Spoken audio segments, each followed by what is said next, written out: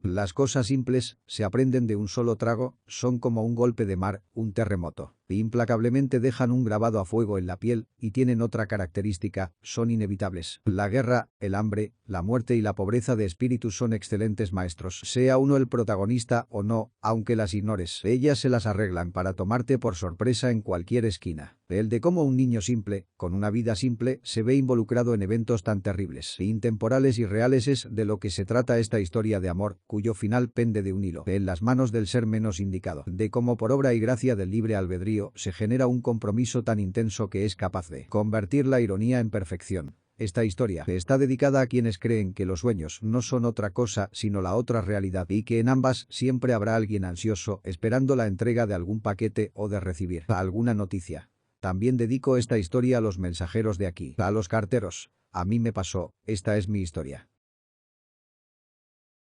Si no hubiese sido por el bocón de Rafael, estaría ahora yo en mi casa, tranquilo, o quizás allá en Valencia en casa de mis primos. Lo cierto es que no. Estoy aquí en el último asiento de un autobús destartalado y sucio por la avenida Urdaneta con destino La Candelaria, en plenas vacaciones y buscando lo que no se me ha perdido. Y es que esa tarde iba a ser de malas, lo presentía en el ambiente. Recuerdo que estábamos en plenos exámenes finales, de los cuales, a pesar mío salía airoso. De esa mañana, lo primero que pensé fue en pedir la cola a mi vecino, el papá de Rafael quien siempre lo llevaba al colegio. Ya habían salido, así que solo me quedaba un cuarto de hora para llegar al examen de educación artística y tuve que recurrir a mis pies. El correr no era trabajo para mí, pues los deportes, en especial el fútbol, me habían puesto en forma. La carrera fue larga y tendida hasta el semáforo de la avenida, donde un fiscal de tránsito que salió quién sabe de dónde me obligó a regresar a la acera y esperar la luz verde para los peatones. Durante esa eterna espera parecía un caballo del hipódromo. Nervioso, tensos los músculos e imaginándome a los segundos correr burlones. La mala suerte definitivamente estaba de mi lado, pues al mirar al suelo me di cuenta de que llevaba una media gris y otra marrón. Pero ya no había tiempo, el semáforo cambió, y con él comencé una aceleración constante, progresiva y feroz. Las esquinas pasaban como exhalaciones y las aceras cada vez se hacían más pequeñas hasta convertirse en un punto lejano, más allá del universo. Llegué casi a tiempo al colegio San Ignacio de Loyola. El lema de los jesuitas es en todo amar y servir, pero eso no era válido para que Joseba el Vasco, especie de carcelero escolar, diera con las rejas de la puerta de entrada en mis narices. De nada valieron las súplicas, el hablarle del final de curso y de que ya no me vería hasta septiembre, ni surtieron efecto las promesas de que ya no le gritaría, gallego bruto, los sábados durante los partidos de fútbol donde las gradas y el ambiente me otorgaban impunidad. Todo estaba dicho. Era insobornable, intransitable y su cara reflejaba el dulce sabor de la venganza mientras se alejaba ajustándosela, gorra negra y desgastada. Al final, siempre hay alguna solución, extrema, secreta, que solo conocíamos los elegidos. Sí, elegidos para quedarnos castigados hasta las 6 y elegidos para pasar a la dirección a fin de ser sancionados por nuestra conducta. Este privilegio nos permitía algunas veces, al ser expulsados del salón y dependiendo del profesor, cambiar rumbo y azimut hacia los linderos del colegio. Allí fue donde descubrimos que una de las tapas de la alcantarilla de aguas de lluvia podía, con poco esfuerzo, ser removida desde la calle,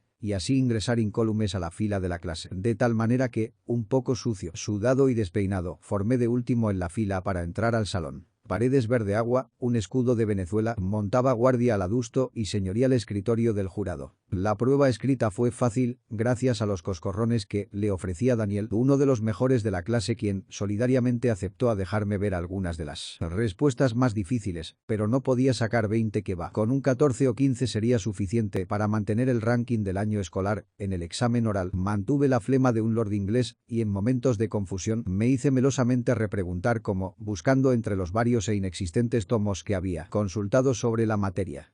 Resultado: 14 promedio. Nada mal para mis aspiraciones. Con esta prueba superada, solo faltaría el examen de castellano y literatura pasado mañana, 25 de junio. Así que mañana tendría todo el día, o mejor, toda la tarde, para estudiar los verbos, conjunciones, parónimos y antónimos. Sin embargo, una cosa piensa el burro y otro quien lo maneja. No pasaron 5 minutos cuando el cura Martínez entró al salón y entre ceceo y ceceo escogió democráticamente a Fernando, a Rafael y a mi persona para ayudarlo a recoger y limpiar un cuartucho privado anexo a la biblioteca, donde, años atrás, desde principios del colegio tuvo su biblioteca el cura Antonio, quien había muerto en España años antes. Era profesor de teología graduado en la Universidad Pontificia de Roma y el cual puedo recordar todavía cuando apenas era un párvulo, caminar por los pasillos del colegio, torvo, jorobado y sin detenerse nunca hasta llegar a su biblioteca particular. Sobre él me habían hablado mis hermanos, quienes habían estudiado allí desde la primaria y ahora estaban en la universidad, contábanme cosas inimaginables sobre peleas entre él y el demonio, cosas que me obligaban a replegarme cuando él se acercaba. Su sotana raída, su olor a moho y a dentífrico me recordaba a mi abuelo muerto. Ciertamente, él me infundía temor. No había excusas posibles pues el cura Martínez era el entrenador de la selección infantil y yo moría por jugar, haría cualquier cosa por ello, incluso esto. No me arriesgaría a jugar banco la próxima temporada y mucho menos ser pasado a segunda categoría. Sería un desprestigio, una humillación, de la que quizás nunca me repondría. Así que luego del almuerzo en la cantina los tres elegidos nos encontramos frente a la puerta del cuartucho y sentados frente al pasillo nos dedicamos a conversar mientras esperábamos al cura. 15 minutos después llegó con tobos, coletos y unas cajas de cartón desarmadas sobre una carretilla. Bueno muchachos, dijo, el trabajo no hace daño a nadie y esto les servirá a ustedes como una especie de expiación, ¿no es así, Augusto?,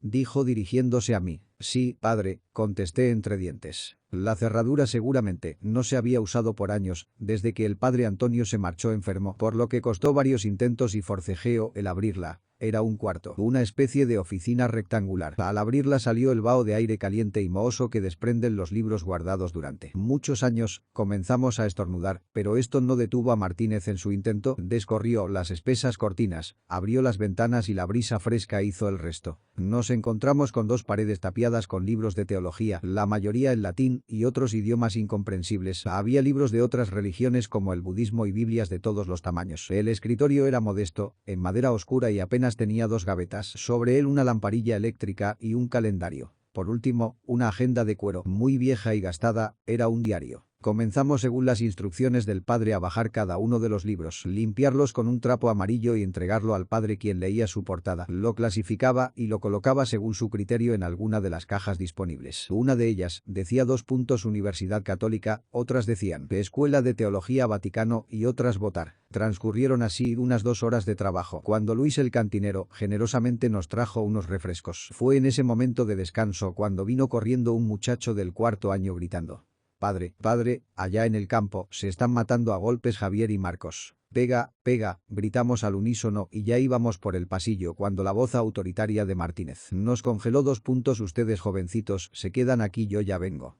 Era lo que me faltaba. Después del día que había tenido, perderme una pelea de los mayores. ¡Qué vaina! La labor avanzaba y quizás con una hora más de trabajo terminaríamos. Así que decidimos continuar sin el padre y por supuesto yo me otorgué el don de clasificar. Poco a poco los libros, luego de ser limpiados, se fueron amontonando sobre el escritorio ante mí. Incapacidad de clasificación, a los pocos minutos era una montaña y arrimando los ejemplares cayó abierto el diario del padre Antonio. Lo recogí y la curiosidad me permitió hojear la última página que encontré escrita. Decía más o menos así: ruego a quien encuentre este diario, por favor que no lo lea. Si para ese momento por la gracia del Señor me ha llamado a su lado, por favor envíelo junto con la carta y la caja forrada en piel gris que se encuentra en la biblioteca, junto a la ventana, al profesor Josu Chueca a la siguiente dirección: esquina de Candilito, avenida Urdaneta, casa número 25, La Candelaria, Distrito Federal, Caracas.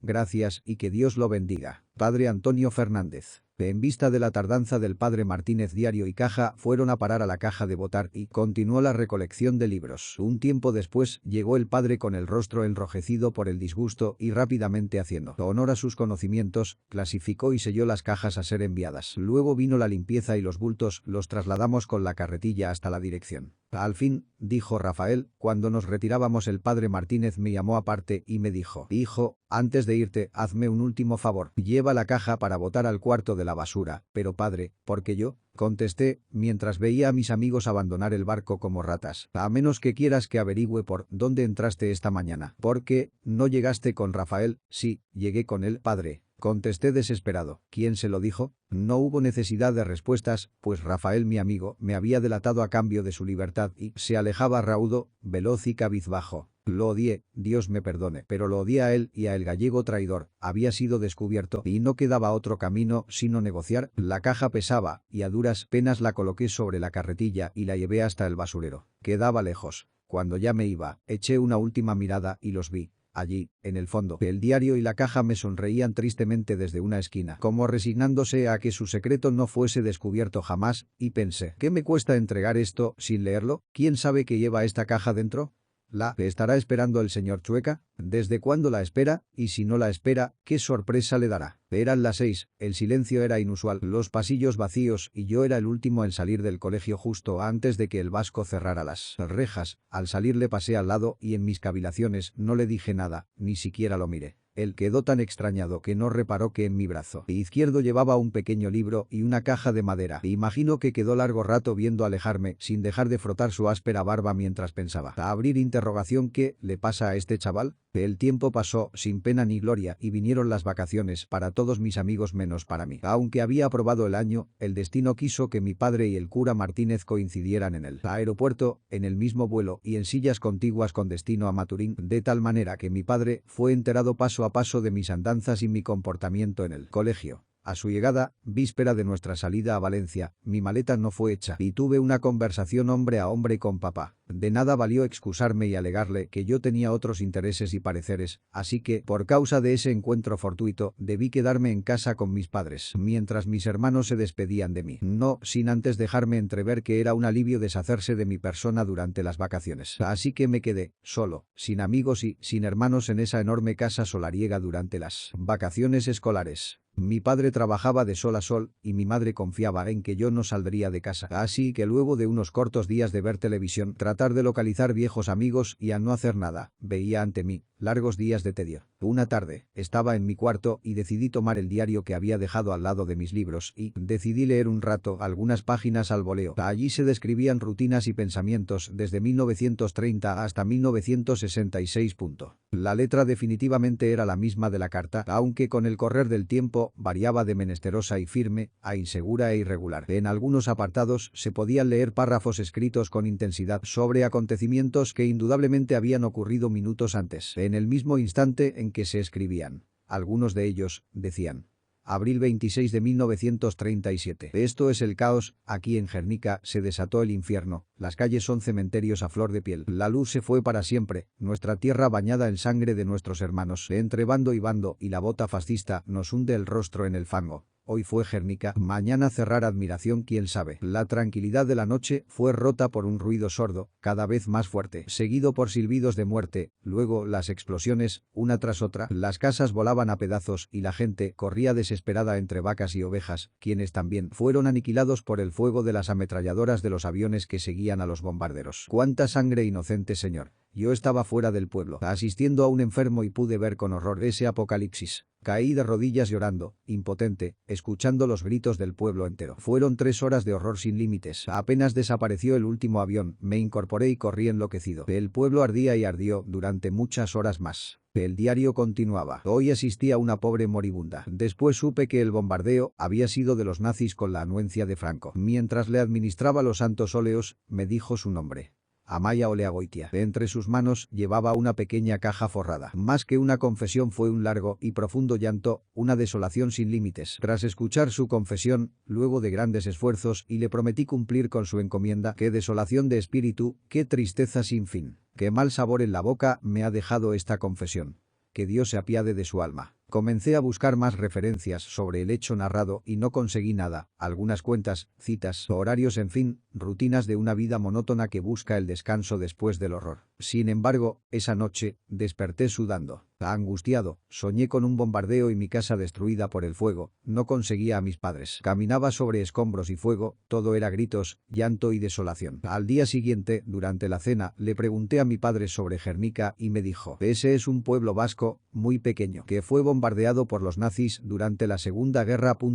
Sus palabras me llamaron la atención y comencé a buscar más información sobre Gernika, Franco, la Guerra Civil Española, conocí sobre el Garrote Vil, sobre Antonio Machado. Lloré con sus versos y pude entender a distancia el horror de la guerra, el dolor de no verse más. Comprendí el éxodo de los españoles a Venezuela y de cómo lo perdieron todo. ¿Y por qué vinieron a América a labrarse un futuro de paz? Se me olvidaron las vacaciones, el tedio, la televisión y comencé a leer todo lo referente al tema en la biblioteca de mi padre, quien, extrañado por mi anormal conducta, pensaría que ya era hora que me tranquilizara y comenzara a madurar, así que me dejó hacer, más satisfecho que extrañado. Una de las primeras referencias que encontré fue en un libro diccionario de historia moderna donde rezaba: la tragedia de Gernika. Gernika fue destruida el 26 de abril de 1937 por bombarderos alemanes al servicio de la España fascista. Fue el primer experimento de bombardeo de saturación a gran escala contra la población civil, lo que se convirtió posteriormente en operaciones normales durante la Segunda Guerra Mundial. Después de las bombas, Gernika sufrió, y todavía sufre, las mentiras de los españoles. Los sobrevivientes han testimoniado este hecho en crónicas, incluso historiadores alemanes. El tema me apasionó, me capturó de inmediato y una búsqueda febril me consumía durante horas enteras. Quería saber por qué un grupo acudía a un país extranjero para destrozar a su misma gente. Me encontré cara a cara con la Guerra Civil Española, los fascistas, los nacionalistas, los rojos y los vascos. Así aprendí que entre 1936 y 1939 la madre patria se desangró inútilmente y que en 1937 fueron arrasados el nacionalismo vasco y la resistencia republicana por el ejército fascista. Supe de la pasionaria y su no pasarán, de la conspiración y la rebelión militar de 1936, de los éxitos de Franco en Navarra y Araba y de sus derrotas en Guipúzcoa y Vizcaya. Supe por qué Gernika significaba un símbolo. La ciudad sagrada al oeste de los Pirineos. Busqué en el mapamundi y lo hallé. Mientras leía frotaba con el dedo la región como queriendo entrar allí y palpar mejor la historia. Esa noche me quedé dormido sobre el mapamundi, soñando con España. A la mañana siguiente, apenas desperté, inicié de nuevo la lectura sobre el roble de las promesas. Me enteré de que desde el siglo XII allí se renovaba el juramento de autonomía del País Vasco y de cómo, justo antes del ataque, ya existía un acuerdo para que Vasconia fuese reconocida como gobierno autónomo, de cómo el pueblo vasco permaneció fiel a la República y por su osadía fue castigado con una lluvia de fuego, como Sodoma y Gomorra. No podía más. Mi cerebro bullía con tanta intensidad que salí corriendo de la biblioteca a la calle para enfrentarme a un aire fresco vespertino. Eran más de las 2 de la tarde y no había almorzado aún. Decidí caminar por las calles sin rumbo cierto. Me dolía sí. Algo dentro de mí se había roto y ya no era posible juntar las piezas de nuevo. Como las casas de Guernica. Estuve el resto del día malhumorado, viendo la tele sin ningún interés. Al anochecer, luego de la cena regresé. Confieso que me costó, pero ya había perdido la inocencia y tomaba conciencia de que el mundo era uno solo y que aquí, muy cerca, quizás había cientos de personas que habían vivido el horror de la guerra. Regresé a la biblioteca con la caja y el diario en la mano y decidí buscar en él, con más atención. En la contratapa encontré un recorte de prensa amarillento, grasoso y gastado, donde un artículo tomado del The New York Times con fecha de 28 de abril de 1937. Decía lo siguiente: hemos tenido ocasión de presenciar cómo el fuego completaba la destrucción de Guernica, la antigua ciudad de los vascos y centro de su tradición cultural, destrucción iniciada la noche última mediante un terrible ataque aéreo de la aviación del general Francisco Franco. El bombardeo de esta ciudad abierta, muy alejada del frente, duró exactamente 3 horas y cuarto. Durante ese tiempo, una poderosa flota de aviones de 3 tipos, Junkers, bombarderos y cazas Heinkel, no han cesado de lanzar bombas hasta de 500 kilos y proyectiles incendiarios de aluminio de 1 kilo. Se calcula que cayeron más de 3.000 de estos proyectiles. Los cazas, mientras tanto, se lanzaban en picado desde el centro de la ciudad para ametrallar a las personas que se habían refugiado en los campos de los alrededores. Muy pronto Guernica estuvo casi en su totalidad envuelto en llamas.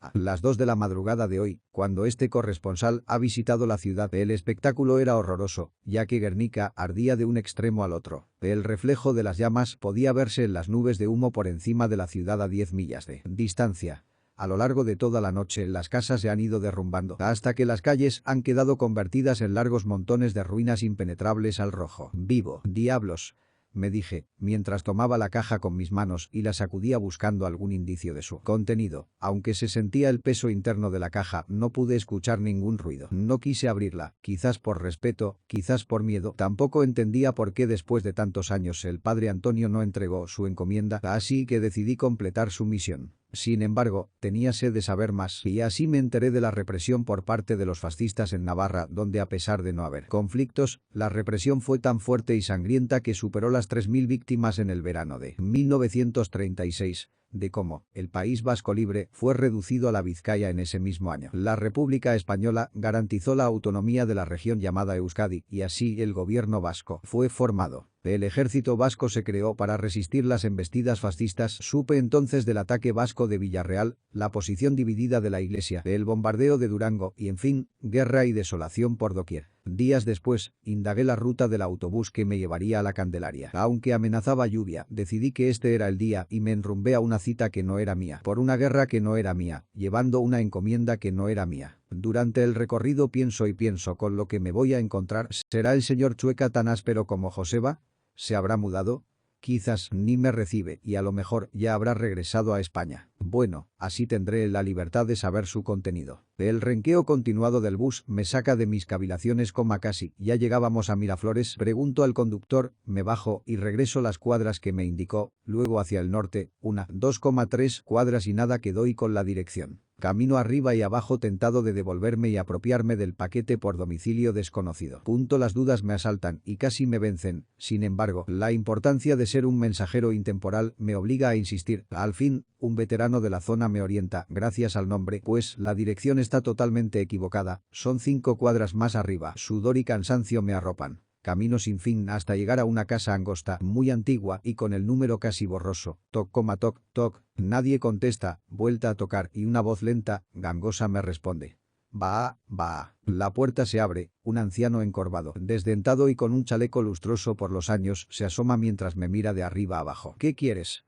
Señor, ¿usted es el señor Chueca? Ja, chaval, me contesta, no lo soy. ¿Quién eres tú? Bueno, yo le traía al señor. Bueno, me encontré. Pero bueno, hijo, ¿vas a hablar de una buena vez? Allá en el colegio donde estudio, estábamos limpiando y me conseguí esto, enseñándole el diario desde lejos, y allí dice que le entregué al señor Chueca esta caja. Al ver la caja, el anciano retrocede unos pasos, abre los ojos desmesuradamente y con estupor me pregunta, ¿de dónde sacaste eso? Ya le dije, lo encontré en el colegio, era de un padre. Pasa, hijo, pasa. La casa no tendría más de 12 metros de fondo. Una habitación llena de cachivaches y telarañas por doquier. Muchos pupitres unos arriba de otros. Un pizarrón ya incoloro me hizo pensar en una vieja escuela. El viejo, luego de tomar asiento en un mecedor, me hace sentar en una poltrona mientras nerviosamente saca unos espejuelos rayados. Al colocárselos me dice resignado, dame, hijo, que mejor es tarde que nunca. Le entrego la caja con solemnidad y tras romper la cinta con sus manos callosas y llenas de tiza azul, respira profundo y la abre. De su interior saca unas trenzas de cabello, una carta y una pañoleta roja. Abre la carta y a medida que lee, sus ojos se inundan de lágrimas y empañan los cristales. Pasa un tiempo infinito, repara en mí, me contempla largamente y me dice, chaval, ojalá no me hubieses traído esta tristeza al final de mis días. Es sobre Guernica, ¿verdad? Le pregunté, es sobre la vida, me dice, mientras se incorpora penosamente buscando unas monedas en su raído bolsillo. No, por favor, no vine por eso. ¿Y entonces qué quieres? Saber, respondí. Mejor te marchas, me dice, mientras me empuja con dulzura hacia la puerta. Pero no es justo, quiero saber, grité. Deja a los muertos con los muertos. Se despide sin apelación. Al salir, ya está goteando. El cielo torna plomo y un aguacero me cae encima sin piedad. Como las bombas en Guernica, pienso. Quizás pase el resto de mis vacaciones pensando en mi aventura. Quizás no. Quizás el 15 de septiembre, al inicio de clases, llegaré tarde como siempre y quizás Joseba, burlón, no me deje entrar. Pero yo, lo miraré diferente. Y él quizás se sorprenderá y me abra la verja y su corazón cuando le diga. Háblame de Guernica.